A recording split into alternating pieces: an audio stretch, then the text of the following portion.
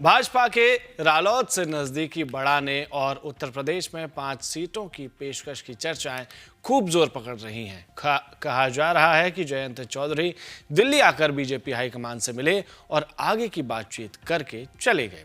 खबर सामने आई तो ऐसा हो नहीं सकता कि समाजवादी पार्टी चुप रहती, तो बयान आया समाजवादी पार्टी के नेता शिवपाल यादव का। शिवपाल ने कहा कि मैं जयंत को बहुत अच्छी तरह से जानता हूं, वे धर्मनिरपेक्ष लोग हैं। बीजेपी केवल मीडिया का इस्तेमाल कर गुमराह कर रही है। आरएलडी इंडिया गठबंधन में बने रहेंगे और बीजेपी को हराने का काम करेंगे।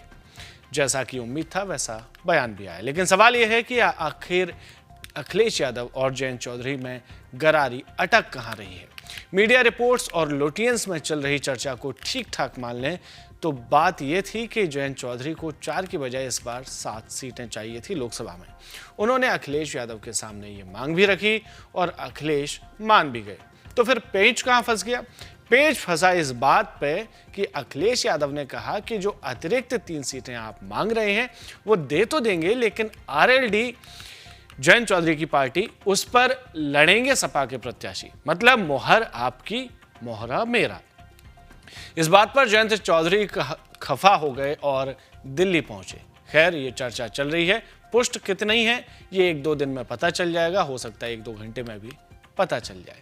इस मामले पर मैनपुरी से सांसद डिंपल यादव ने क्या कहा, सुन लेते हैं। ये अफवाहें चल रही हैं और जो आरएलडी पार्टी है उन्होंने हमेशा से किसानों का साथ दिया है और किसानों की आवाज बुलंद करी है संसद के माध्यम से और संसद के बाहर भी। और जिस तरह हम जानते हैं कि चौधरी चरण सिंह जी की पार्टी रही है और जिसने हमेशा समर्थन किया किसानों का, तो मैं नहीं समझती जयंत चौधरी जी ऐसा कोई कदम उठाएंगे, जो खुद भी एक राज्यसभा मेंबर हैं और उनको राज्यसभा पहुंचाने में समाजवादी पार्टी की बड़ी भूमिका है। आप लोग क्या संपर्क में हैं उनके बुजुर्गों से राजनीतिक तौर पर?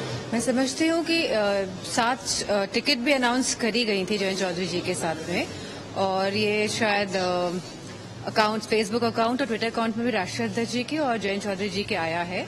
तो मेरा मानना है कि जिस तरह तालमेल बैठा हुआ था तो तालमेल बिगड़ा है, तो इसकी बहुत बड़ी वजह हो सकती है।